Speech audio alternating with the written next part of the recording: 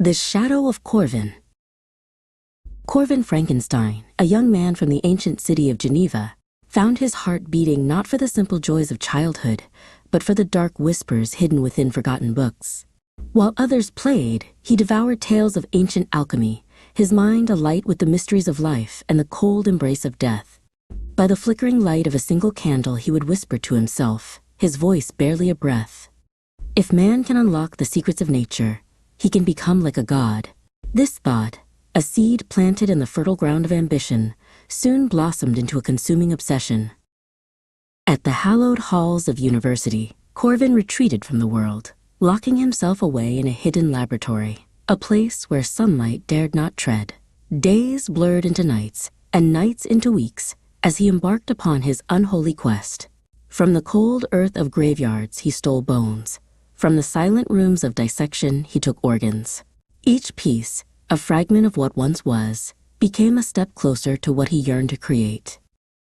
Outside, the villagers began to notice. Strange, heavy wagons arrived under the cloak of the moon, their cargo unseen. A black, cloying stench, like decay and forbidden chemicals, clung to Corvin's house, a silent testament to the horrors within. By the wild, untamed light of a raging storm, Corvin worked feverishly, stitching together a colossal body, 8 feet tall, a grotesque parody of human form, stronger than any mortal man.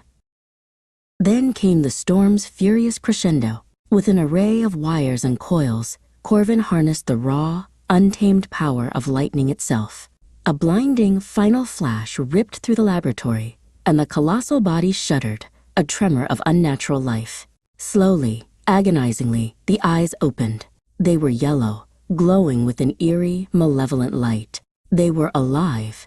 Corvin gasped, his voice a ragged whisper of pure terror. I have created death itself. And in that instant of profound horror, he fled, leaving his monstrous creation, Kale, to rise alone in the echoing silence. Kale, abandoned and bewildered, stumbled into the ancient forests, a lonely wanderer in a world that offered no comfort. He recoiled from the searing heat of fire, learned to sustain himself on roots and berries, and watched, unseen, a poor family living in a humble cottage. He observed their kindness, their laughter, their simple words, and slowly, painfully, he learned to speak their language. In the quiet of the night, he whispered words, his voice a trembling rumble, friend, father, love. Driven by an aching need for connection, Kale finally revealed himself to the family. But his towering form, his scarred face, and his unnatural presence brought only terror. They screamed, their voices sharp with fear, cursed him with frantic words, and fled into the night, leaving him utterly alone.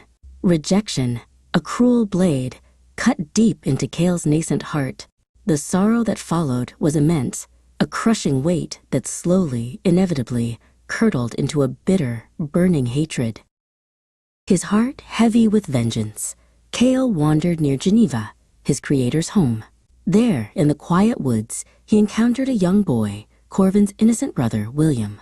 The child, seeing Kale's monstrous face, screamed, a sound that pierced the creature's tormented soul. In a fit of uncontrollable fury, Kale's huge, powerful hands closed around the boy's delicate neck. Silence. A lifeless body lay still amidst the rustling leaves. Kale hissed into the stillness, his voice a low growl of dark promise. You gave me misery, Corvin. I will give it back. A chilling curse seemed to fall upon Corvin. One by one, death stalked those he held dear. His dearest friend, Henry, was found strangled, his life brutally extinguished.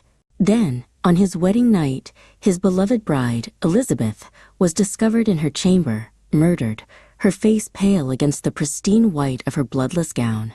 Corvin fell to his knees, his screams tearing through the night, raw and full of agony.